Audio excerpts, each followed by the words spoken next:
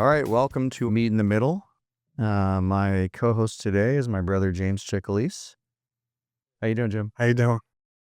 Thanks for joining, man. Yeah. I want to do a more intimate setting, just my brother and I, because we're going to talk about a topic that's real important to me as I became a father and a more responsible husband and just continue to grow myself every day. And that's like what it means to be a man in today's America. In today's society, masculinity is often criticized, it's redefined or diminished. And I want to start by showing you guys a clip from Vice. This is Vice debates on two of their guests speaking on what it means to be a man to them. I don't identify as a man. I'm non-binary. I still have elements of my identity that are masculine, elements that are feminine, elements that don't fall within that range. And I personally just don't feel tied to like the norms or the confines of gender at all. Well, welcome. My name is Dylan, and I think that the notion of masculinity is just something that can be possessed by man or woman. Man, woman, non-gender conforming person. What it means to be masculine is just like, changing and like very fluid. But I think that, masculinity is something that just, like you embody based off of just like how you show up in this world as a man and just like, how you go about being your day to day. How you show up. Yes. Interesting. So, I mean, that's just a little sample of where our society is going, and a lot of people think that's the right direction. And I want to dig into historically, biblically, and how my own personal perception is on what it means to be a man. And part of the problem, I think, is starting with the colleges. So I don't know if you want to bring up some courses that I can take right now at some colleges around the country, and even high school courses. Take a look at some of these courses. I mean, in high school, this is a high school in Massachusetts, I think. It's LGBTQ history. It's in for 10th grade, and they define toxic masculinity in this class that they're teaching kids. Mm-hmm. And they teach that all the traits that I see as God-given, and that's required to be a man, and have a stable family and stable kids in a stable country in a stable world, they define as toxic, and toxic is evil and bad. You've got courses, here's Rhode Island College. It analyzes how American society constructs dominant masculinity through media, culture, and institutions, and explores alternative expressions of manhood. Mm-hmm. Okay, so I don't know, Jim, like what do you think defines a man? And I'll kind of go through it because I've got several topics, because there's different aspects of what it means to be a man. And obviously, the 1950s, the man comes home, throws off his shoes, the wife is real quiet, she has to sit and prepare his home and be subservient to him. Isn't today, and I don't operate my family like that. My wife and I are equal, but we play different roles in the lives of our children. But just seeing that clip and kind of, what are your thoughts? Like, what do you think? Well, two things. First off, what you just defined as the 1950s family is a fallacy. It was never like that. That's a false repressive. Hollywood narrative. It's bullshit. I'm not saying there weren't guys who came home and kind of demanded that. If you go back to the old world, particularly, in fact, if you go to the Arab world today, but it was never truly like that. It was just women. They didn't have the opportunity. Sandra Day O'Connor, the famous first female Supreme Court justice, famously once, I want to say Stanford Law, graduated and started applying for law jobs, and like her first job was as like a law secretary. So we can't deny that. But this dynamic that the man was this dominant thing. But back to your question of what is a man? Those two guys that we just saw are not men. They don't carry manly traits. And I will say that they would never, ever be able to even fend for themselves if circumstances arose where you better demonstrate you're a man, whatever that may be. A man is somebody who understands their position in life, is selfless.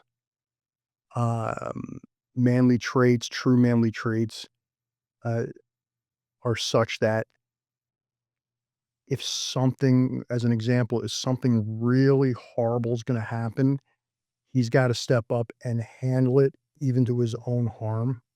You understand this. You would never, ever, ever let something bad happen to Danielle or your family. You would die before you happen. You know what the funny thing is I would rather die than let Mhm. something happen to Dan. Oh yeah, absolutely. It's just the natural it's just the natural state of who we are. And if you want to get a little deeper into it, you throw the religion in. Christ was a perfect example of this. Like here to serve, here to just recognize truth, here to just protect. He's the great shepherd, and to die if you have to. These are the basic. This is the basic foundation of manhood, and there's different ways to get there. And I will say, I was thinking about this on the way here. Just because I don't want you to confuse. We see like these guys in UFC or Navy SEALs. I don't connect manhood with physical prowess. I know plenty of guys who are just not tough guys, but men who stepped up to support their families, sacrifice, don't want to do the job, but they do it for them and they shut up.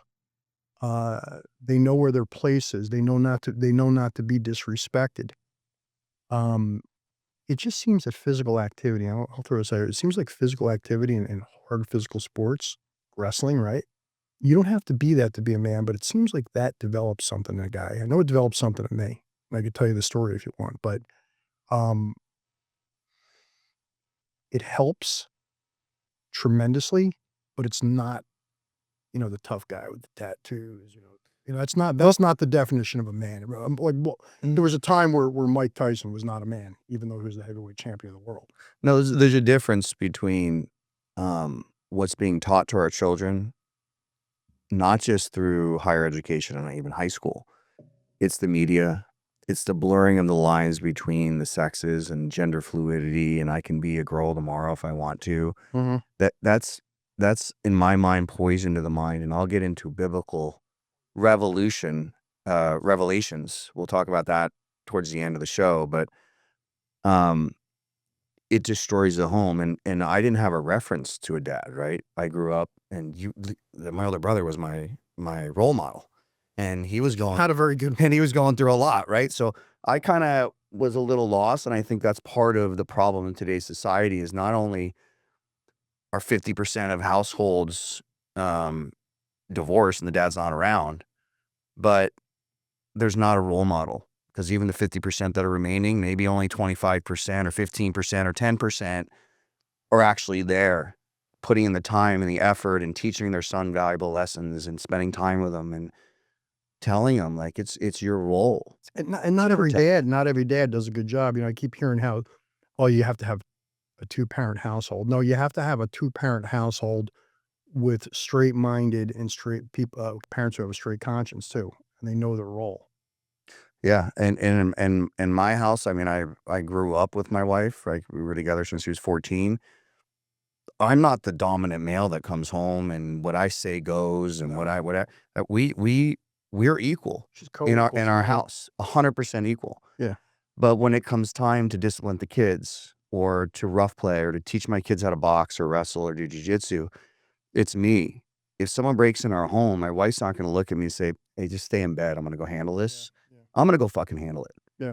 If the house catches on fire, I'm going to say, "Get the fuck out of the house. I'll save the kids." Yeah, no, and she knows that, and my wife knows that. But But it's more than that. it's Like, a selflessness. it's more than that. At the end of the day, we both work. She chooses to work. She doesn't need to, luckily, but she chooses to because she wants to. But at the end of the day, if we can't pay the fucking bills, it's my fault. I'm responsible for that. I'm the person that provides for my family. And no matter what these liberal fuckers are teaching our kids. Hold on, calm down. No, They're getting crazy. yeah, I'm getting crazy. But seriously, they're teaching us like, no, like the biggest scam that's ever happened, one of the biggest scams is this equality movement in America. And I think this goes back to our banking discussion on inflation. They knew that one household couldn't pay all the bills, one income. And so what they did is said, oh, let's take advantage of this movement with Vietnam and everything, and let's push the narrative of women's rights, and like, you guys go work. Make the man stay at home. And it literally tricked women into saying, I want to go have a career. I don't want to be a mother. I don't want to stay at home. I want to go earn. But the bottom line is, in 99% of the households in America right now, you better have 2 sources of income or you're not going to pay your bills. We're blessed that we, well, my wife's got a store.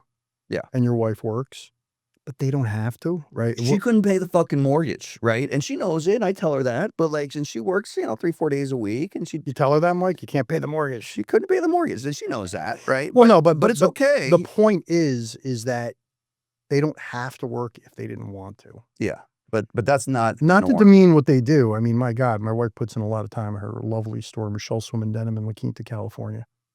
But yeah, finest swimsuits in the whole Coachella Valley, bar none. And jeans and men's underwear. High end. All sexy. I go in there, I look around, get all excited. Anyhow, yeah, no, you just gotta take care of business. You mentioned something. They knew that with the breaking of the gold standard and the spike in inflation, they knew they had to get both people working. Yeah. They knew they had to market. So they came up with this idea of feminism. But it got toxic, and not toxic feminism, but just it got toxic in the sense that they sold them a bill of goods. We got our good friend Charlie Kirk takes it yesterday. God bless him. Now that's a man. Yeah.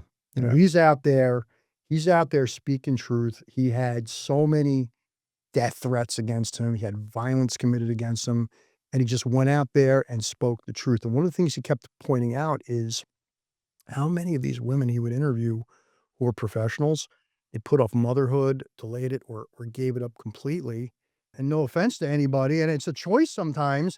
Like, I'm not saying that every woman's got to get married and every woman's got to. That's bullshit too. But I can't begin to tell you how many women I know who, I'm a lawyer, how many women I know who became lawyers and have expressed to me how they wish they had just engaged in motherhood. Yeah. I'm thinking of one person in particular. She started medicating herself. No, they're all on antidepressants. She started medicating herself, and I had a talk with her, and she says, I just want to be at home with my kid. And the reason she couldn't is because her husband was working for some stupid ass big box store, just floating around, and in his spare time he's playing video games and stuff. You know what I mean? And she was stuck with that stunad, and she was stuck with everything they pushed into her mind. And she's a great gal. It feels empowering. I can see from a feminine standpoint, like it probably feels great. And like they're independent and they go and they get their degree and then they get this great career. I'm all for it. And they're working, they're making their own money and they're making their own decisions and they're traveling where they want to go. And before you know it, they're fucking 45. They're not married and they got fucking 2 cats and they've missed a big purpose. Like the best stage of my life is being a father. The best stage. And it's just sad. It's sad because I know a bunch of them and they're just like, you have any single got friends that I can? I'm like, no.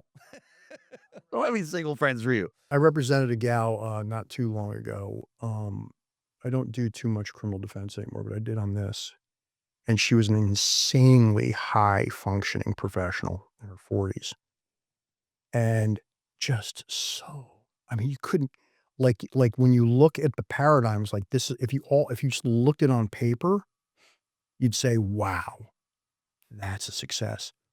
One of the most screwed up, miserable people I've ever met in my life. And she kind of confided to me, like, I'm past my childbearing years. Nobody wants to marry me. And I'm like, now look, I do know women who very successfully, they have their career, they have a happy marriage, they have kids.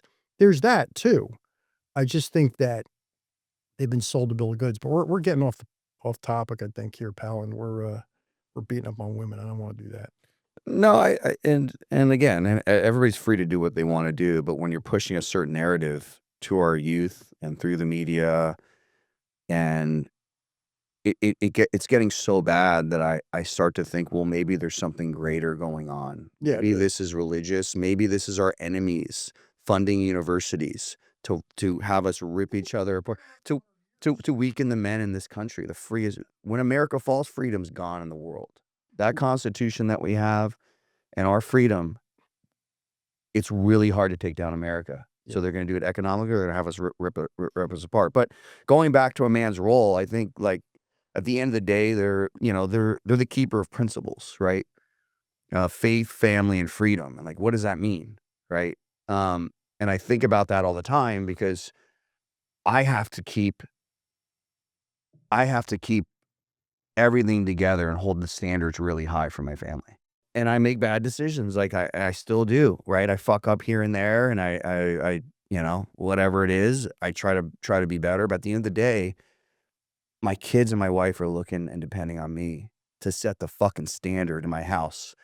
And if I don't do it and keep raising the bar, I've failed my role. And I want to be the best dad I can be and the Yeah, best husband. you're actually you're not even alive for you anymore. No. Go enjoy Yeah. yourself and take in. I'm gonna go on a little break this weekend myself, but this life isn't even about you. When a guy realizes that this life's not even about him anymore, you've stepped into that manhood range.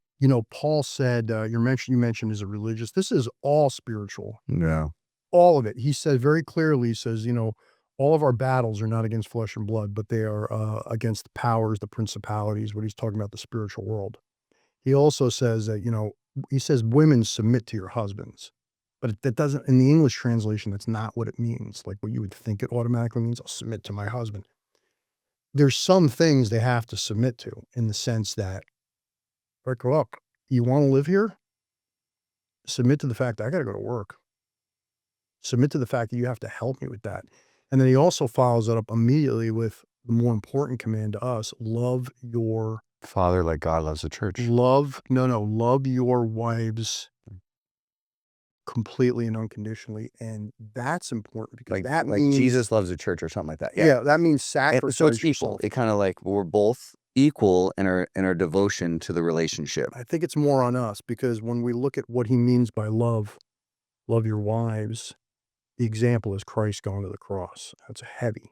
And when he went to the cross, he didn't just get horribly mutilated and nailed to a cross to die, but in that moment, the weight of the world's sins was placed on his shoulder. It's a pain and suffering that no human has ever been through. So that is our responsibility, and we have to accept it, and we have to move forward. I don't want to go to work tomorrow.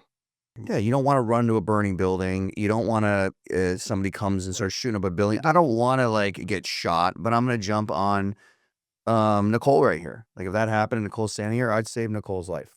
When we talk about like biblical scriptures, I was reading a little bit in the Bible on the end of times. Oh, And, here we go.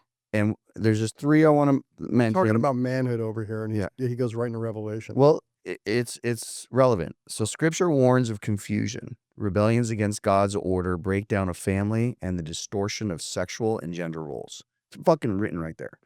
So if you believe in the Bible, Does it pay say attention. gender roles?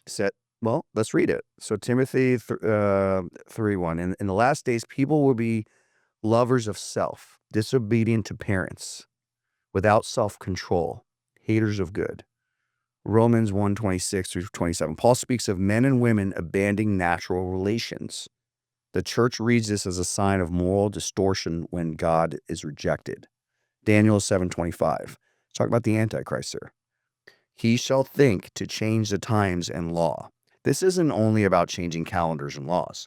This is about subverting natural law, including gender roles and family roles. Yeah, we're in it. Everything that's fucking happening right now, when I read that, I get chills. Hold on. Right? No, so somebody asked me recently, so are we in the end time? And remember, it's not the end times, the end of the world. It's the end of an age. And somebody says, you think we're at the end of times? I said, no, we're not. We're at the beginning of the end At the last of the stage. age. Yeah, we're in it. And we have been, guy, For- since 1914. Maybe a little bit before that. So going back to the role of a man, I think that fatherhood is like a crisis too. Like absentee fathers, they affect the kids. Like I was part of that. Like I'm part of those statistics. So when you don't have a dad in the home, there's a 70. Are you fucking smoking, dude? Come on, man. I got an ashtray. I brought that fucking douche. I could smoke, right? I'd rather you not, man. Oh, what is? All right, smoke. Go ahead, smoke. Was there a rule saying you can't smoke? There's a fucking rule you can't smoke in this building. I own the building. You can't smoke in the building. Oh, you own the building? I do, and you're gonna stink Is up this my gonna chair. bother you? Got you little? Just keep that in your Is it gonna mouth. bother you, non-men? I'm drinking whiskey. I'm having a smoke. Oh, fuck. Anyway, If Joe Rogan could smoke cigars, fuck. Anyway, so If it homes bothers you, let me know. I'll be a man about it and be selfless and put it out. 70%. Does it bother you?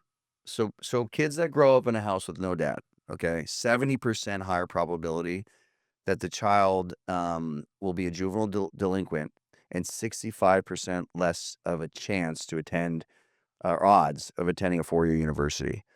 And mental health and identity, high suicide rates among men that no one fucking talks about.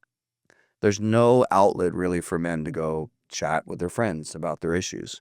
And men have the same problems like women, and there's very little outlet for it. Since 2000, male suicide rates in America has been skyrocketing. Men are 4 times greater probability of suicide than females. 4 Oh, times. really? No kidding. 4 times. Over the last 50 years, there's been a 100% increase. We're 99% more times dying in war. No, this is suicide, dude. I know, but I'm just saying. I'm And gonna have a heart attack. I think part of that is when you confuse the fucking shit out of our youth, and they don't know what it means to be a man, and they end up making decisions that affect everything in their life, from want to dress up in a skirt, or whatever. Yeah, that's just spiritual sickness, dude. That's just, I'm telling you right now, that poor kid, and I said poor kid, of the Minnesota shooter, Well, we don't know who it is. well, he was spiritually sick. That's the whole point. Oh, Minnesota, yeah. And he the enemy, who was Lucifer at one time, beautiful and gorgeous, and who became Satan through his own pride, and he is a real thing. I challenge everybody to read the Gospel of John, chapter 8:44, and see how Jesus refers to Lucifer, not as some metaphorical thing within us like the yin and the yang, but an actual person. He was a murderer and liar from the beginning. He wants this because he's wounding who? He's wounding the big man. And when that kid went in Minnesota and he shot up those kids, the whole point was to destroy life and wound him. And you know what? He did. I mean, the guy was obviously extremely disturbed, and there was a lot of evil in him. And we can pull up. That's spiritual, man. We can pull up the drawing he did of himself. Yeah. Look at this. I mean, he's looking into a mirror, and what does he see? A fucking demon. Okay, so and we have 2 gay brothers. We do. We do. One of the toughest guys I ever met, actually, I knew was a gay guy. Tough guy. And one of my best friends in high school was a gay guy. But I'll tell you, one of the things that had happened to me and happened to you is that we came up in some very hard conditions, and only by the grace of God am I even sitting here talking to you. I'm a fairly successful lawyer. I've got an unbelievably beautiful wife. She's such a kind woman. Our kids are great. Our kids are getting everything we never got. And I don't want to get on mom about this because she can only do so much. Leave mom alone. Yeah, in the circumstances she was in. But I could tell you stories, man, and I'll just be blunt. My dad offed himself when I was 6 years old. Yeah. And I cannot even begin to tell you, or I can begin, I don't know if this is the time, to tell you what that did to me and what that resulted in at that time in the country, and particularly in the place I was living at the time. It left me utterly without protection in a really, really tough place, and I was a really soft kid. And you were 8? How old? I was 6. 6. Yeah. And by the time I was 7, I was getting my ass beat in brutal ways on the street, and no one to protect me. No one to protect me. And no one to go home and tell what happened and like have a release. My mom actually came to my rescue once. I'll tell the story one day. But Patty, 5'1", 110, 103 pounds. But I think back of all the shit I went through on the street there in Orange, New Jersey, and before the 3rd grade, and I say to myself, if my son had even gone through a fraction of what I had to go through, I would have been out there on the street, particularly in an area called Metcalf Park, killing son of a bitch, breaking arms, brutalizing, saying, that's my son. No one is going to do that again. But I didn't have any of that. And I somehow came out of it when I was about 15 or 16. And that started my journey toward being as you know, the topic for tonight, a man. I hope I'm a man. I don't know. But that's your path, and you're supposed to go through that.